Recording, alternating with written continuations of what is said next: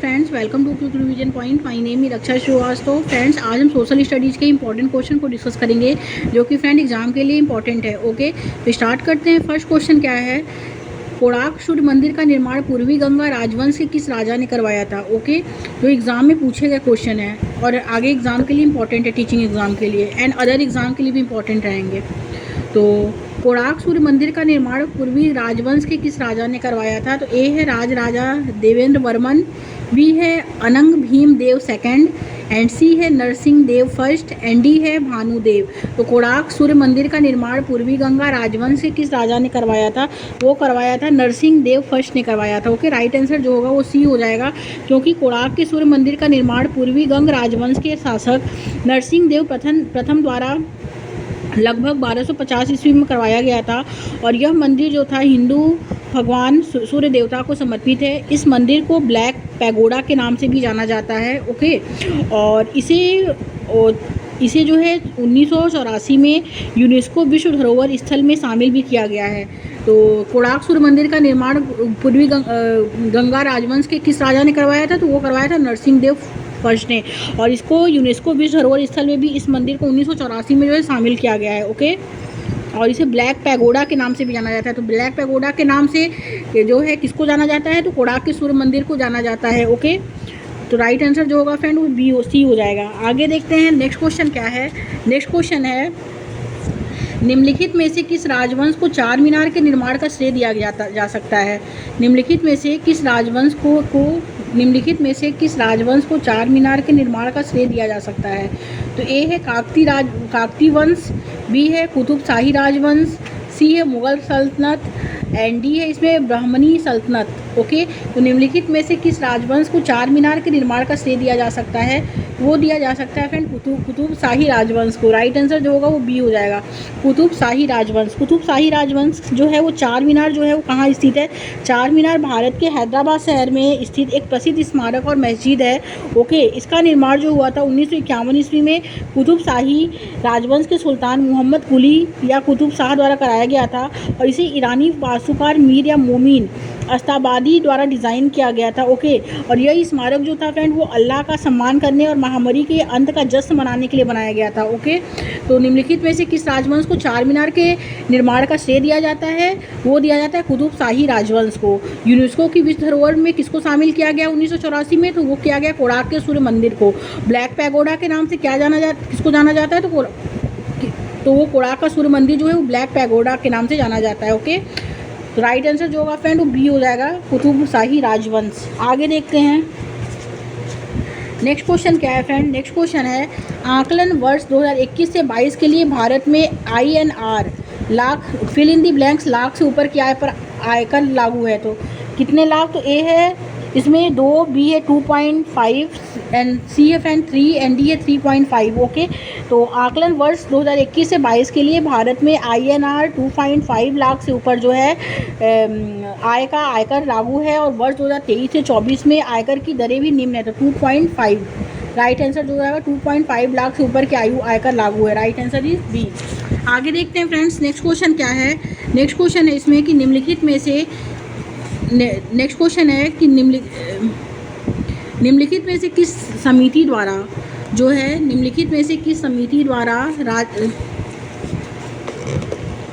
राजस्व भारत की अवधारणा पेश की गई थी। ओके तो निम्नलिखित में से किस समिति द्वारा जो है प्रभावी राजस्व घाटा की अवधारणा जो है वो पेश की गई थी। तो ए है राजीव महर्षि कमेटी एंड बी है रंगराजन कमेटी, सी है friend Ramakrishna committee and D है राज चेलिया कमेटी। ओके तो इसमें करेक्ट आंसर जो होगा फ्रेंड वो यह हो जाएगा कि निम्नलिखित में से किस समिति द्वारा जो है प्रभावी घाटा की अवधारणा पेश की गई थी, तो वो की गई थी रंगराजन समिति के द्वारा। ओके राइट आंसर जो होगा फ्रेंड वो सेकंड हो जाएगा, क्योंकि रंगराजन समिति द्वारा प्रभावी राजस्व घाटा अवधारणा पेश की गई थी। और प्रभावी राजस्व घाटा का जो पूंजीपति जो है परिसंपत्ति के सृजन के लिए राज्यों, संवैधानिक निकाय आदि को केंद्र सरकार द्वारा जो है प्रदान किया गया था। और अनुदान सहायता के मध्य जो है उसमें अंतर भी है।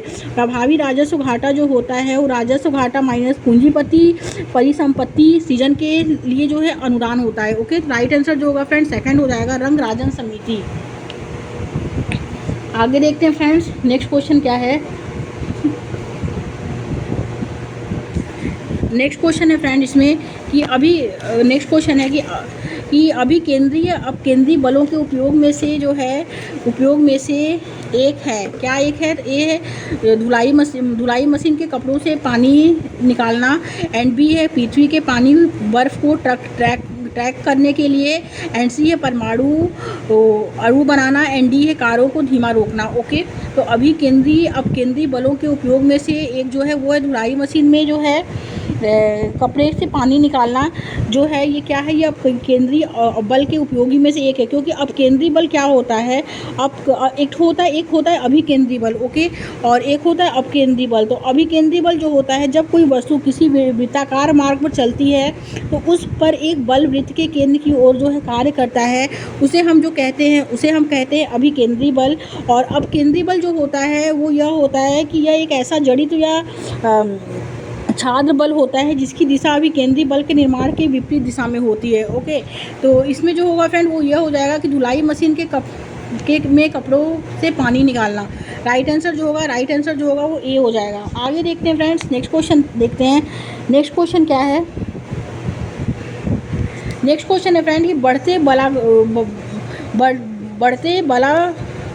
बलागुण का प्रयोग इनमें से किसमें किया जाता है? तो बढ़ते बलागुण का जो प्रयोग है इनमें से किसमें किया जाता है? तो ए है उत्तोलक की लंबाई कम करने में, बी है इसमें दरवाजे की चूड़ को कागज से यथासंभव रखना, सी है इसमें एक हल्के के बजाय एक भारी घेरनी का रखना, एंड डी है गेंद पकड़ना। तो राइट आंसर जो होगा फ्रेंड वो बी हो जाएगा कि दरवाजे की चूड़ को कागज के से यथासंभव रखना। Okay, right answer is B हो जाएगा। आगे देखते हैं फ्रेंड्स, नेक्स्ट क्वेश्चन क्या है? नेक्स्ट क्वेश्चन है निम्नलिखित में से कौन सा हार्मोन शरीर के खतरे तनाव प्रतिक्रिया में भूमिका निभाता है?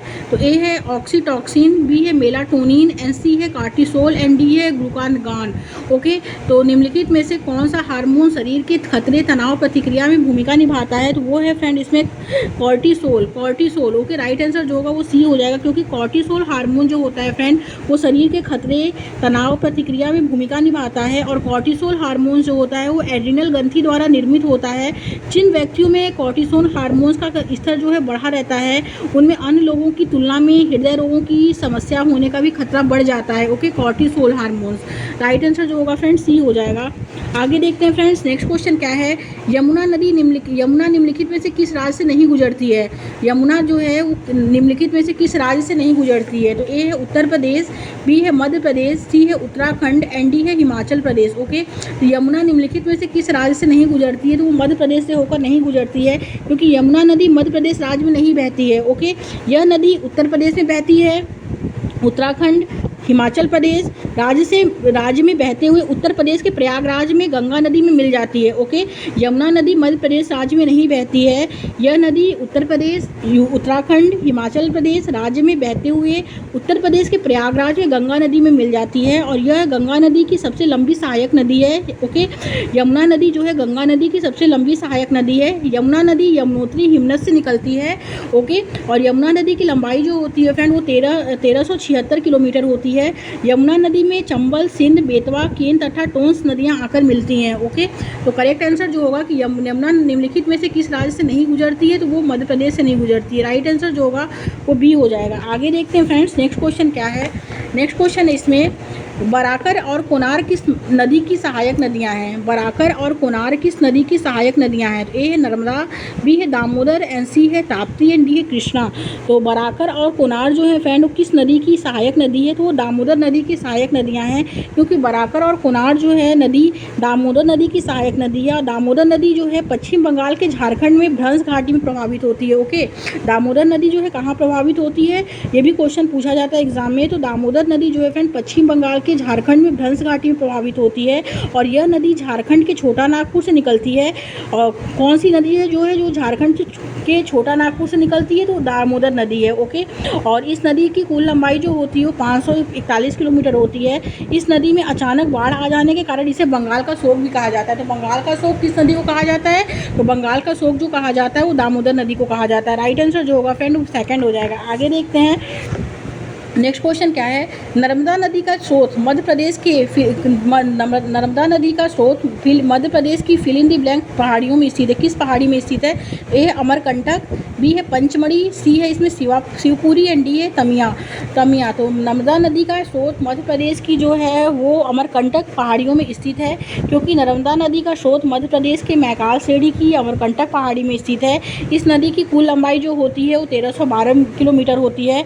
इसका अपवाह क्षेत्र जो होता है फ्रेंड्स वो होता है मध्य प्रदेश में, गुजरात में एंड महाराष्ट्र में होता है। ओके, और यह अरब सागर में गिरने वाली जो है वो प्रायद्वीपीय भारत की सबसे बड़ी नदी है। तो प्रायद्वीपीय भारत की सबसे बड़ी नदी कौन सी है? तो प्रायद्वीपीय भारत की अरब सागर में गिरने वाली प्रायद्वीपीय भारत की सबसे बड़ी नदी जो है फ्रेंड वो अमरकंटक है। और यह उत्तर में ही विंध्याचल और दक्षिण में सतपुड़ा श्रेणियों के मध्य जो है भंस घाटी से होकर प्रभावित होती है। और तवा बरनेर, हिरन, बरना आदि नर्मदा की सहायक नदियां हैं। ओके, तो राइट आंसर जो होगा फ्रेंड वो ए हो जाएगा, अमरकंटक। नेक्स्ट क्वेश्चन देखते हैं फ्रेंड्स। नेक्स्ट क्वेश्चन क्या है, चोल राजवंश का संस्थापक कौन था? चोल राजवंश का संस्थापक कौन था? तो ए है इसमें विजयालया चोल, बी है फ्रेंड परातंक चोल, सी है गंडादित्य चोल एंड डी है सुंदरा चोल। तो चोल वंश का संस्थापक जो था फ्रेंड वो था इसमें Vijayalaya Chola. Okay, right answer जो हो जाएगा वो ए हो जाएगा, क्योंकि चोल वंश के संस्थापक विजयालय 850 से 871 ईस्वी थे तथा जिसकी राजधानी तंजौर या तंजावुर था। विजयालय ने नरकेश्वरी की उपाधि धारण की और निशुम्भाशुभ देवी का मंदिर का भी निर्माण कराया है। तो वेरी इंपॉर्टेंट है, निशुम्भाशुभ देवी का मंदिर का निर्माण किसने कराया? तो वो कराया था विजयालय ने। ओके, और चोल वंश का संस्थापक जो था वो विजयालय था। और चोल साम्राज्य का सर्वाधिक विस्तार जो हुआ था फ्रेंड वो राजेंद्र प्रथम के शासनकाल में हुआ था। और राजेंद्र प्रथम ने जो है गंगोड़ चोल की उपाधि जो है वो धारण की थी। ओके, तो राइट आंसर जो होगा फ्रेंड वो ए हो जाएगा, इसमें विजयालय चोल। ओके, और निशुम्भाशुभ देवी मंदिर का निर्माण भी जो कराया था वो विजयालय चोल ने कराया था। और ओके, और राजेंद्र प्रथम के शासनकाल में चोल साम्राज्य का सर्वाधिक विस्तार हुआ था। ओके, तो इसमें राइट आंसर जो हो जाएगा फ्रेंड वो ए हो जाएगा, विजयालय चोल। ओके, आगे देखते हैं फ्रेंड्स। नेक्स्ट क्वेश्चन क्या है? नेक्स्ट क्वेश्चन है श्रीधराज को फिल इन द ब्लैंक्स में उनके योगदान के लिए जाना जाता है। तो ए है संगीत, बी है आयु विज्ञान एंड सी है साहित्य एंड डी है मैथमेटिक्स। तो श्रीधराचार्य को जो है गणित में उनके योगदान के लिए जाना जाता है, क्योंकि श्रीधराचार्य को गणित के योगदान के लिए जाना जाता है। यह एक ऐसे भारतीय गणितज्ञ और दार्शनिक थे, वे बंगाल प्रांत के निवासी थे। ओके, और इन्होंने बीजगणित को अंकगणित से अलग किया था और वो पहले भारतीय गणितज्ञ थे जिन्होंने द्विघात समीकरणों को हल करने का सूत्र जो है प्रतिपादित किया था। और इनकी पुस्तक का नाम जो है त्रिशतिका और पाटीगणिता है। तो राइट आंसर जो होगा फ्रेंड वो डी हो जाएगा इसमें। आगे देखते हैं नेक्स्ट क्वेश्चन क्या है। नेक्स्ट क्वेश्चन है फ्रेंड कि Kamasutra fill in the blanks द्वारा लिखा गया था। किसके द्वारा लिखा गया था? ए है बराहमिहिर, बी है विशाख दत्त, सी है वात्स्यायन एंड डी है फ्रेंड विष्णु शर्मा। तो कामसूत्र जो लिखा गया था वो लिखा गया था फ्रेंड विष्णु शर्मा के कामसूत्र जो लिखा गया था फ्रेंड वो लिखा गया था वात्स्यायन के द्वारा जो लिखा गया था। ओके, कामसूत्र जो लिखा गया था वो वात्स्यायन के द्वारा जो है वो लिखा गया था, क्योंकि कामसूत्र महर्षि वात्स्यायन द्वारा 4वीं शताब्दी में रचित भारत का एक प्राचीन कामशास्त्र है। और यह विश्व की प्रथम यौन संहिता है जिसमें यौन प्रेम के मनोशारीरिक सिद्धांतों तथा प्रयोग की विस्तृत व्याख्या एवं विवेचना की गई है। और इस ग्रंथ में जो है फ्रेंड 64 कलाकारों का जिक्र भी किया गया है। और महर्षि वात्स्यायन ने इस ग्रंथ को 7 अभिकरणों में भी विभाजित किया था। तो कामसूत्र का द्वारा किसके द्वारा लिखा गया था? तो वात्स्यायन के द्वारा लिखा गया था। राइट आंसर जो होगा फ्रेंड वो सी हो जाएगा इसमें। ओके, नेक्स्ट क्वेश्चन देखते हैं फ्रेंड्स। नेक्स्ट क्वेश्चन है फ्रेंड इसमें कि रामलिंग राजू निम्नलिखित में से किस घोटाले से जुड़ा हो सकता है? तो ए है फ्रेंड इसमें 2G स्पेक्ट्रम घोटाला एंड बी है इसमें राष्ट्रमंडल खेल घोटाला, सी है सत्यम घोटाला एंड डी है सहारा घोटाला। तो रामलिंग राजू निम्नलिखित में से किस घोटाले से जुड़ा हो सकता है? तो वो हो सकता है फ्रेंड सत्यम घोटाले से, क्योंकि रामलिंग राजू सत्यम घोटाले से संबंधित है। और सत्यम घोटाला भारत का एक कारपोरेट घोटाला था। यह वर्ष 2009 में प्रकाश में आया था। ओके, तो राइट आंसर जो होगा फ्रेंड वो सी हो जाएगा। आगे देखते हैं फ्रेंड्स, हम आते हैं आगे इम्पॉर्टेंट क्वेश्चन देखेंगे।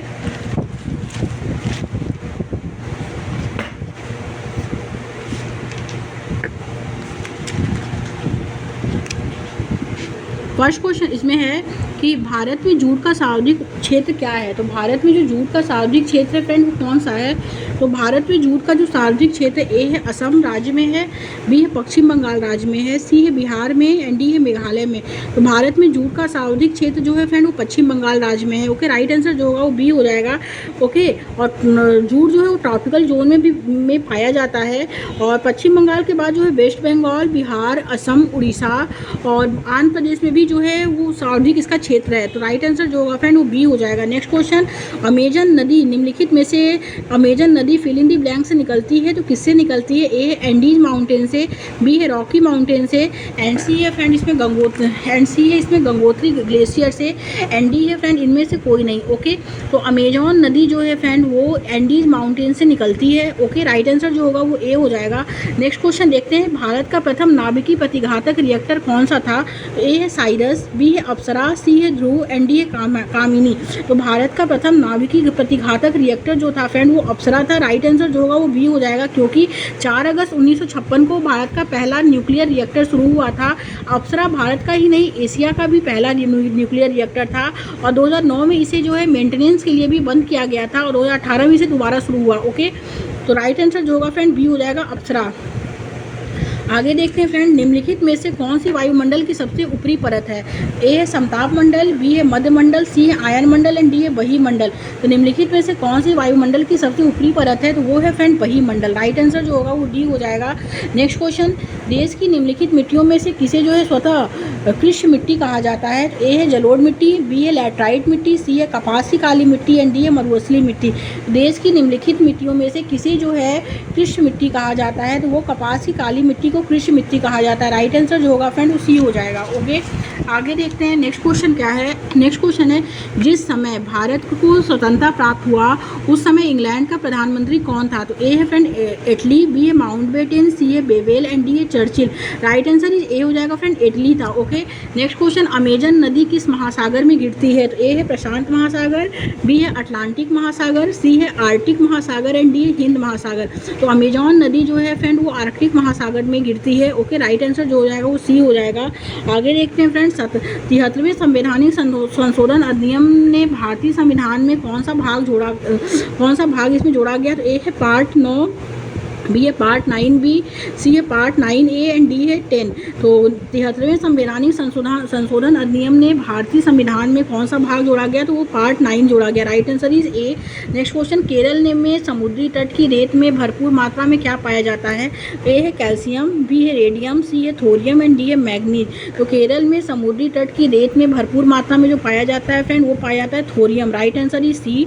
नेक्स्ट क्वेश्चन, भारत में पहला आम चुनाव कब हुआ था। ए है 1951 से 52 में, बी है 1953 से 54 में एंड डी है फ्रेंड 1948 से 1949 में एंड डी है 1949 से 50 में। भारत में पहला आम चुनाव कब हुआ था, तो वो हुआ था फ्रेंड 1951 से 1952 में हुआ था। ओके, क्योंकि 1947 में हमारा देश आज़ाद हुआ था, उसके बाद जो उससे पहले भी इलेक्शन जो होते थे लेकिन वो बहुत कम होते थे। ओके, और उसके बाद जो हमारा पहला आम चुनाव जो हुआ तो वो हुआ था 1951 से 1952 में पहला आम चुनाव हुआ था। Okay, right answer is a हो जाएगा। नेक्स्ट क्वेश्चन देखते हैं फ्रेंड, निम्नलिखित में से किसे स्वतंत्रता आंदोलन की जो है महान बूढ़ी औरत कहा जाता है। स्वतंत्रता आंदोलन की महान बूढ़ी औरत कहा जाता है। ए है भिकाजी कामा को, बी है सुचिता कृपलानी को, सी है सरोजनी नायडू को एंड डी अरुणा आसफ अली को। तो निम्नलिखित में से किसे जो है स्वतंत्रता आंदोलन की महान बूढ़ी औरत कहा जाता है, तो अरुणा आसफ अली को कहा जाता है। राइट आंसर जो होगा फ्रेंड वो डी हो जाएगा। आगे देखते हैं फ्रेंड्स नेक्स्ट क्वेश्चन क्या है। नेक्स्ट क्वेश्चन है फ्रेंड इसमें कि एडी एनो डोमिनी युग को सीई भी कहा जाता है। सीई का फुल फॉर्म क्या होता है। तो सीई का फुल फॉर्म जो होता है, ए है क्रिस्ट एरा, बी है क्रिश्चियन एरा, सी है कॉमन एरा एंड डी है करेंट एरा। ओके, एडी एनो डोमिनी युग को सीई भी कहा जाता है, और सीई का फुल फॉर्म जो होता है फ्रेंड वो होता है कॉमन एरा। ओके, सीई का फुल फॉर्म क्या होता है, वो होता है common era. Right answer is C हो जाएगा। नेक्स्ट क्वेश्चन, अधिकांश आधुनिक भारतीय लिपियां निम्न में से जो है किस लिपि से विकसित हुई हैं। तो अधिकांश आधुनिक भारतीय लिपियां निम्नलिखित में से किस लिपि से विकसित हुई हैं। ए है संस्कृत, बी है ब्राह्मी, सी है यूनानी एंड डी है द्रविड़। तो अधिकांश आधुनिक भारतीय लिपियां जो है फ्रेंड निम्नलिखित में से किस लिपि से विकसित हुई हैं, तो ब्राह्मी लिपि से विकसित हुई है। Right answer is B. Next question, मानव इतिहास में कौन सा काल युग सबसे लंबा है। ए है पूरा पाषाण युग, बी है महापाषाण युग एंड सी है मध्य पाषाण युग एंड डी है 9 पाषाण युग। तो मानव इतिहास में कौन सा काल जो है युग सबसे लंबा है, तो वो है पूरा पाषाण युग। राइट आंसर जो होगा फ्रेंड वो ए हो जाएगा। और Alexander Cunningham consider as the father of Indian archaeology, very important कि भारतीय पुरातत्व का जनक जो है किसे माना जाता है, तो अलेक्जेंडर कनिंघम को भारतीय पुरातत्व का जनक भी माना जाता है। ओके, आगे देखते हैं फ्रेंड, नेक्स्ट क्वेश्चन क्या है, फिल इन दी ब्लैंक्स। पृथ्वी की सबसे पतली परत क्या है, तो ए है मेंटल, बी है बाहरी कोर, सी है आंतरिक कोर एंड डी है इनमें से कोई नहीं। तो पृथ्वी की सबसे पतली परत जो होता है फ्रेंड वो होता है इसमें, पृथ्वी का सबसे पतली परत जो होता है वो होता है कोर। ओके, कोर होता है, लेकिन इसमें जो है तो इसमें जो है इसमें इनमें से कोई नहीं हो जाएगा। राइट आंसर जो होगा वो डी हो जाएगा। ओके, आगे देखते हैं फ्रेंड्स, नेक्स्ट क्वेश्चन क्या है, कर्क रेखा निम्नलिखित में से कौन से क्षेत्र से गुजरती है। कर्क रेखा भारत के 8 राज्यों से होकर गुजरती है। ओके, जिसका ट्रिक है फ्रेंड मित्र पर गमछा झाड़। ओके, इसका ट्रिक है कि मित्र पे गमछा झाड़। मित्र मी मतलब मिजोरम, मित्र त मतलब जो होता है वो त्रिपुरा, मित्र प मतलब पश्चिम बंगाल, र मतलब होता है रायपुर, ग मतलब गुजरात, म मतलब मध्य प्रदेश, छ मतलब छत्तीसगढ़। ओके, और जो छत्तीसगढ़, और झ मतलब झारखंड, और र मतलब जो होता है रायपुर होता है। ओके, तो मित्र पर गमछा झाड़, तो इसमें जो दिया है फ्रेंड कि कर्क रेखा निम्नलिखित में से कौन से क्षेत्र से होकर गुजरती है, वो गुजरती है फ्रेंड विंध्य श्रृंखला से होकर गुजरती है। ओके, कर्क रेखा निम्नलिखित में से कौन से क्षेत्र से होकर गुजरती है, तो वो गुजरती है विंध्य श्रृंखला से होकर गुजरती है। आगे देखते हैं फ्रेंड्स, नेक्स्ट क्वेश्चन क्या है, नेक्स्ट क्वेश्चन है कि भारत में दूसरी पंचवर्षीय योजना की अवधि क्या थी। तो पहली पंचवर्षीय योजना की जो अवधि थी फ्रेंड वो थी 1951 से 1956 तक थी, और दूसरी पंचवर्षीय की योजना की अवधि जो है 1956 से 1961 तक है। ओके, तो राइट आंसर जो होगा वो डी हो जाएगा। आगे देखते हैं फ्रेंड, भारत में वर्ष 1975 में तीसरी बार आपातकाल घोषित किया गया। भारत में वर्ष 1975 में तीसरी बार आपातकाल घोषित किए जाने के दौरान भारत के राष्ट्रपति कौन थे, वो थे फ्रेंड ए है दासप्पा जत्ती, बी है फखरुद्दीन अली अहमद, सी है ज्ञानी जैल सिंह एंड डी है जाकिर हुसैन खान। ओके, सॉरी, तो भारत में वर्ष 1975 में तीसरी बार आपातकाल घोषित किए जाने के दौरान भारत के राष्ट्रपति जो थे फ्रेंड वो फखरुद्दीन अली अहमद थे। ओके, राइट आंसर जो होगा वो बी हो जाएगा। नेक्स्ट क्वेश्चन देखते हैं फ्रेंड, 1853 में बम्बई से थाने के बीच पहला रेलवे ट्रैक किसके द्वारा बनाया गया था। तो ए है लॉर्ड डलहौजी, बी है लॉर्ड बेंटेले एंड सी है लॉर्ड मैकाले एंड डी है सेंट जॉर्ज। तो 1853 में बम्बई से थाने के बीच पहला रेलवे ट्रैक किसके द्वारा बनाया गया था, तो वो लॉर्ड डलहौजी के द्वारा बनाया गया था। राइट आंसर जो होगा फ्रेंड वो बी हो जाएगा। नेक्स्ट क्वेश्चन, निम्नलिखित में से कौन सी नदी सिंधु जल संधि 1960 के तहत शामिल नहीं है। ए है रावी, बी है चिनाब, सी है तीस्ता एंड डी है ब्यास। तो निम्नलिखित में से कौन सी नदी जो है वो सिंधु जल संधि जो है, सिंधु जल संधि 1960 के तहत जो है वो शामिल नहीं है। तो शामिल जो नहीं है फ्रेंड, ए है इसमें रावी, बी है चिनाब, सी है तीस्ता एंड डी है ब्यास। तो राइट आंसर जो होगा फ्रेंड वो सी हो जाएगा, तीस्ता। ये सारे एनसीईआरटी के इंपॉर्टेंट क्वेश्चन है फ्रेंड, सारे एनसीईआरटी बुक से के इंपॉर्टेंट क्वेश्चन है जो एग्जाम के लिए वेरी इंपॉर्टेंट है। ओके, नेक्स्ट क्वेश्चन देखते हैं, निम्नलिखित में से कौन सा कथन जो है वो ताप्ती नदी के बारे में सही है। तो फर्स्ट है फ्रेंड इसमें नदी मध्य प्रदेश, महाराष्ट्र और छत्तीसगढ़ से होकर बहती है, तो ये गलत है। एंड सेकंड है यह नदी मध्य प्रदेश के बैतूल जिले के मुल्ताई से निकलती है, यस ये करेक्ट है। ताप्ती नदी जो है फ्रेंड वो यह नदी जो है मध्य प्रदेश के बैतूल जिले के मुल्ताई से निकलती है। Right answer is second. Next question, Sarojini Naidu 1925 में सत्र में भारतीय राष्ट्रीय कांग्रेस की अध्यक्ष बनी। तो सरोजनी नायडू 1925 में कानपुर सत्र के में जो है भारतीय राष्ट्रीय कांग्रेस की अध्यक्ष बनी थी। ओके, कानपुर। राइट आंसर जो होगा फ्रेंड वो सेकंड हो जाएगा।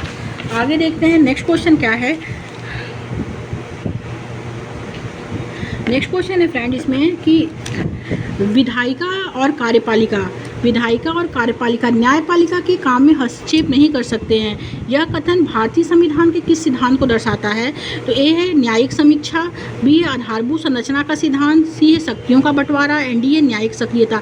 तो विधायिका और कार्यपालिका न्यायपालिका के काम में हस्तक्षेप नहीं कर सकते हैं, यह कथन जो है भारतीय संविधान के जो है किस सिद्धांत को दर्शाता है, तो ये शक्तियों के बंटवारा के सिद्धांत को दर्शाता है। राइट आंसर ही सी हो जाएगा। ओके, आगे देखते हैं फ्रेंड, ए है तटबंध, स्टैक्स, छत्रक, सेल, हिमोर। ओके, तो हिमोर जो होता है फ्रेंड उसको हम हिमनद कहते हैं। हिमोर क्या है, हिमनद है। और हिमोड़ और हिमनद ये तो करेक्ट है। ओके, स्टैग जो होता है समुद्री तरंग होता है। ओके, और तो इसमें जो होगा फ्रेंड, इसमें बी और डी करेक्ट है। ओके, तो राइट आंसर जो होगा फ्रेंड वो जो हो जाएगा थर्ड। नेक्स्ट क्वेश्चन देखते हैं फ्रेंड। नेक्स्ट क्वेश्चन क्या है कि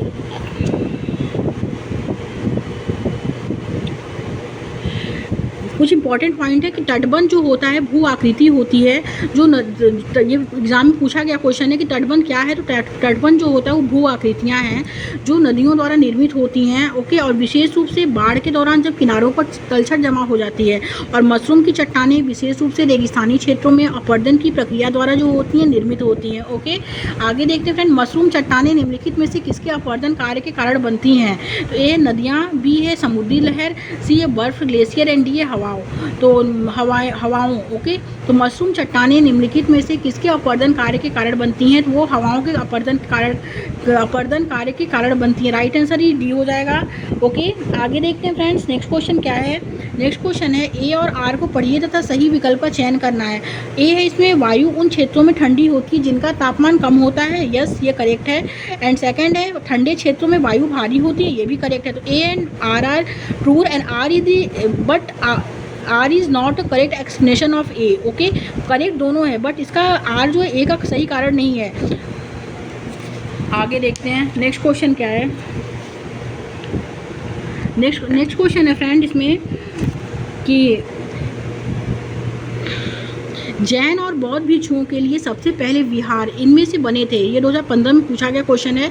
तो जैन और बौद्ध भिक्षुओं के लिए सबसे पहले विहार जो बने थे वो लकड़ी के बने थे। ओके, राइट आंसर जो होगा वो ए हो जाएगा। आगे देखेंगे संयुक्त राज्य अमेरिका में नस्ली भेदभाव के विरुद्ध किए जो है संयुक्त राज्य अमेरिका में नस्ली भेदभाव के विरुद्ध किए नागरिक अधिकार आंदोलन सिविल राइट्स मूवमेंट्स जिसमें सविनय अवज्ञा के शांतिपूर्ण तरीकों का प्रयोग किया गया था का नेतृत्व किसने किया? तो ए है जॉन लुइस, बी है सेंट साइमन, सी है Martin Luther king junior, and D है जेसी जैक्सन। तो राइट आंसर जो होगा फ्रेंड थर्ड हो जाएगा, मार्टिन लूथर किंग जूनियर ने किया था। Okay, next and last question देखते हैं फ्रेंड। सच्चर कमेटी रिपोर्ट ने भारत के किस समुदाय की हाशियाकरण की स्थिति पर प्रकाश डाला था? तो ए है मुस्लिम, बी है आदिवासी, सी है सिख्स, एंड डी है ट्रांसजेंडर। तो सच्चर कमेटी की रिपोर्ट ने भारत के किस समुदाय की हाशियाकरण की स्थिति पर प्रकाश डाला था? वो था फ्रेंड मुस्लिम समुदाय के। ओके, और सच्चर कमेटी के अध्यक्ष कौन थे? तो वो थे आर बी सच्चर। ओके, तो राइट आंसर जो होगा फ्रेंड वो ए हो जाएगा इसमें।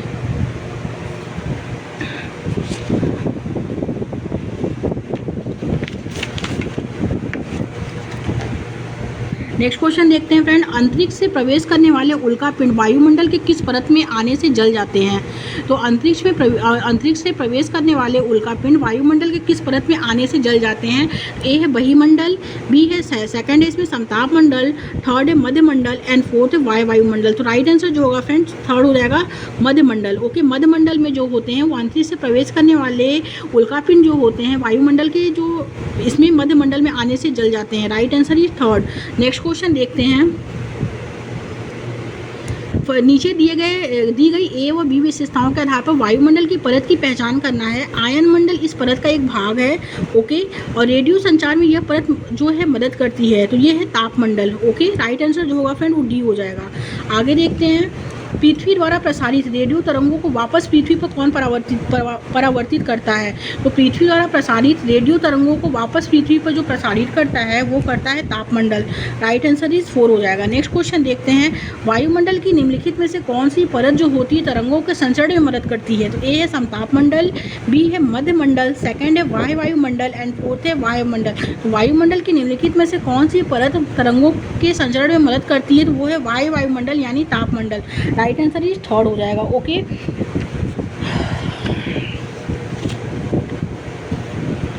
आगे देखते हैं फ्रेंड्स। निम्न में से कौन सी वायुमंडल की परत जो है वायुयान उड़ाने के लिए जो है आदर्श है? तो वायुयान उड़ाने के लिए जो आदर्श होता है फ्रेंड वो होता है समताप मंडल। ओके, राइट आंसर जो होगा वो थर्ड हो जाएगा। समताप मंडल जो है वो वायुयान उड़ाने के लिए आदर्श परत मानी जाती है। Right answer is third. Okay, और क्षोभ मंडल जो होता है जिसकी एवरेज हाइट जो होती है वो 13 किलोमीटर होती है, और हम जिस हवा में सांस लेते हैं वह यहाँ मौजूद है। तो ये जिसमें हम लोग सांस लेते हैं वो क्षोभ मंडल में जो है मौजूद है, और लगभग सभी मौसम की घटनाएं जो होती हैं जैसे वर्षा, कोहरा, ओलावृष्टि इस परत में ही होती हैं। तो वेरी इंपॉर्टेंट है कि वर्षा, कोहरा, ओलावृष्टि किस परत में होता है, तो वो होता है क्षोभ मंडल में। नेक्स्ट क्वेश्चन है कि समताप मंडल जो होता है यह क्षोभ मंडल के ऊपर स्थित होता है, और यह जो होता है 50 किलोमीटर की ऊंचाई तक फैला होता है। ओके, और यह परत जो होती है बादलों और संबद्ध मौसम की घटनाओं से लगभग मुक्त होती है, जो हवाई जहाज की उड़ान के लिए जो होता है फ्रेंड परिस्थितियों को सबसे आदर्श बनाती है। ओके, और इसमें ओजोन गैस की परत भी होती है। ओके, और थर्ड है फ्रेंड मध्य मंडल, वायुमंडल की तीसरी परत और समताप मंडल के ऊपर स्थित होती है, और यह 80 किलोमीटर की ऊंचाई तक फैला होता है, और अंतरिक्ष में प्रवेश करने वाले उल्कापिंड इस परत पर आने पर जल जाते हैं। ओके, एंड फोर्थ है वायुमंडल। वायुमंडल को हम तापमंडल भी कहते हैं, और वायुमंडल में जो है बढ़ती ऊंचाई के साथ तापमान जो है बहुत तेज़ी से बढ़ता है, और आयन मंडल इसी का एक हिस्सा है, और यह परत जो होता है फ्रेंड रेडियो प्रसारण में मदद करती है, और पृथ्वी से प्रेरित रेडियो तरंगे इस परत द्वारा जो है वापस पृथ्वी पर परावर्तित होती हैं। ओके, और फिर है फ्रेंड इसमें बहिमंडल जो होता है यह वायुमंडल की सबसे ऊपरी परत होती है, और इस परत में बहुत पतली हवा होती है, और हीलियम और हाइड्रोजन जैसी हल्की गैस जैसे यहाँ अंतरिक्ष में जो है तैरती हैं। ओके, तो ये बहिमंडल है।